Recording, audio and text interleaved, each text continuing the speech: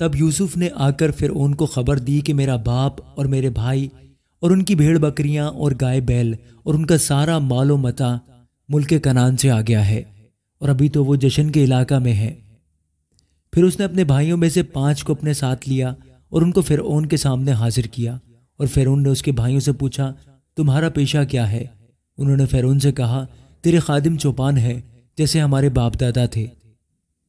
پھر انہوں نے فرعون سے کہا کہ ہم اس ملک میں مسافرانہ طور پر رہنے آئے ہیں، کیونکہ ملک کنعان میں سخت کال ہونے کی وجہ سے وہاں تیرے خادموں کے چوپایوں کے لیے چرائی نہیں رہی،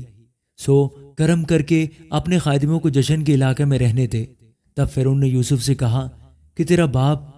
اور تیرے بھائی تیرے پاس آ گئے ہیں، مصر کا ملک تیرے آگے پڑا ہے،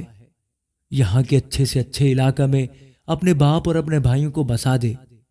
یعنی جشن ہی کے علاقہ میں ان کو رہنے دے، اور اگر تیری دانست میں ان میں ہوشیار آدمی بھی ہوں تو ان کو میرے چوپایوں پر مقرر کر دے۔ اور یوسف اپنے باپ یعقوب کو اندر لایا اور اسے فرعون کے سامنے حاضر کیا، اور یعقوب نے فرعون کو دعا دی۔ اور فرعون نے یعقوب سے پوچھا کہ تیری عمر کتنے سال کی ہے؟ یعقوب نے فرعون سے کہا، میری مسافرت کے برس 130 ہیں، میری زندگی کے ایام تھوڑے اور دکھ سے بھرے ہوئے ہیں، اور ابھی یہ اتنے ہوئے بھی نہیں ہیں جتنے میرے باپ دادا کی زندگی کے ایام ان کے دور مسافرت میں ہوئے۔ اور یعقوب فرعون کو دعا دے کر اس کے پاس سے چلا گیا، اور یوسف نے اپنے باپ اور بھائیوں کو بسا دیا، اور فرعون کے حکم کے مطابق رامسیس کے علاقہ کو، جو ملک مصر کا نہایت زرخیز خطہ ہے، ان کی جاگیر ٹھہرایا۔ اور یوسف اپنے باپ اور اپنے بھائیوں اور اپنے باپ کے گھر کے سب آدمیوں کی پرورش ایک ایک کے خاندان کی ضرورت کے مطابق اناج سے کرنے لگا، اور اس سارے ملک میں کھانے کو کچھ نہ رہا، کیونکہ کال ایسا سخت تھا کہ ملک مصر اور ملک کنعان دونوں کال کے سبب سے تباہ ہو گئے تھے۔ اور جتنا روپیہ ملک مصر اور ملک کنعان میں تھا وہ سب یوسف نے اس غلہ کے بدلے جسے لوگ خریدتے تھے لے لے کر جمع کر لیا، اور سب روپے کو اس نے فرعون کے محل میں پہنچا دیا۔ اور جب وہ سارا روپیہ جو مصر اور کنعان کے ملکوں میں تھا خرچ ہو گیا تو مصری یوسف کے پاس آ کر کہنے لگے، ہم کو اناج دے، کیونکہ روپیہ تو ہمارے پاس رہا نہیں، ہم تیرے ہوتے ہوئے کیوں مریں؟ یوسف نے کہا، اگر روپیہ نہیں ہے تو اپنے چھپائے دو اور میں تمہارے چھپایوں کے بدلے تم کو اناج دوں گا۔ سو وہ اپنے چھپائے یوسف کے پاس لانے لگے، اور یوسف گھوڑوں اور بھیڑ بکریوں اور گائے بیلوں اور گدھوں کے بدلے ان کو اناج دینے لگا، اور پورے سال بھر ان کو ان کے سب چھپایوں کے بدلے اناج کھلایا۔ جب یہ سال گزر گیا تو وہ دوسرے سال اس کے پاس آ کر کہنے لگے،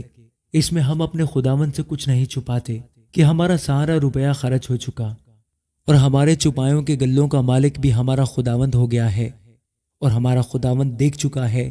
کہ اب ہمارے جسم اور ہماری زمین کے سوا کچھ باقی نہیں، بس ایسا کیوں ہو کہ تیرے دیکھتے دیکھتے ہم بھی مرے اور ہماری زمین بھی اجڑ جائے، سو تو ہم کو اور ہماری زمین کو اناج کے بدلے خرید لے کہ ہم فرعون کے غلام بن جائیں، اور ہماری زمین کا مالک بھی وہی ہو جائے، اور ہم کو بیج دے تاکہ ہم ہلاک نہ ہو بلکہ زندہ رہیں اور ملک بھی ویران نہ ہو۔ اور یوسف نے مصر کی ساری زمین فرعون کے نام پر خرید لی، کیونکہ کال سے تنگ آ کر مصریوں میں سے ہر شخص نے اپنا کھیت بیچ ڈالا، سو ساری زمین فرعون کی ہو گئی۔ اور مصر کے ایک سرے سے لے کر دوسرے سرے تک جو لوگ رہتے تھے ان کو اس نے شہروں میں بسایا، لیکن پجاریوں کی زمین اس نے نہ خریدی، کیونکہ فرعون کی طرف سے پجاریوں کو رسد ملتی تھی، سو وہ اپنی اپنی رسد جو فرعون ان کو دیتا تھا کھاتے تھے، اس لیے انہوں نے اپنی زمین نہ بیچی۔ تب یوسف نے وہاں کے لوگوں سے کہا کہ دیکھو، میں نے آج کے دن تم کو اور تمہاری زمین کو فرعون کے نام پر خرید لیا ہے، سو تم اپنے لیے یہاں سے بیج لو اور کھیت بو ڈالو، اور فصل پر 5واں حصہ فرعون کو دے دینا، اور باقی 4 تمہارے رہے، تاکہ کھیتی کے لیے بیج کے بھی کام آئے، اور تمہارے گھر کے آدمیوں اور تمہارے بال بچوں کے لیے کھانے کو بھی ہوں۔ انہوں نے کہا، تو نے ہماری جان بچائی ہے، ہم پر ہمارے خداوند کے کرم کی نظر رہے اور ہم فرعون کے غلام بنے رہیں گے۔ اور یوسف نے یہ آئین جو آج تک ہے مصر کی زمین کے لیے ٹھہرایا کہ فرعون پیداوار کا 5واں حصہ لیا کرے، سو فقط پجاریوں کی زمین ایسی تھی جو فرعون کی نہ ہوئی۔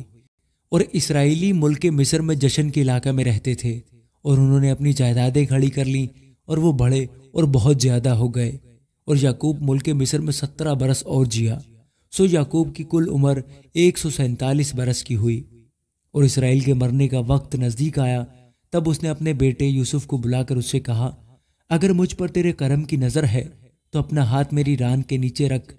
اور دیکھ، مہربانی اور صداقت سے میرے ساتھ پیش آنا، مجھ کو مصر میں دفن نہ کرنا، بلکہ جب میں اپنے باپ دادا کے ساتھ سو جاؤں تو مجھے مصر سے لے جا کر ان کے قبرستان میں دفن کرنا۔ اس نے جواب دیا، جیسا تو نے کہا ہے میں ویسا ہی کروں گا۔ اور اس نے کہا کہ تم مجھ سے قسم کھا، اور اس نے اس سے قسم کھائی۔ تب اسرائیل اپنے بستر پر سرانے کی طرف سجدہ میں ہو گیا۔ آمین۔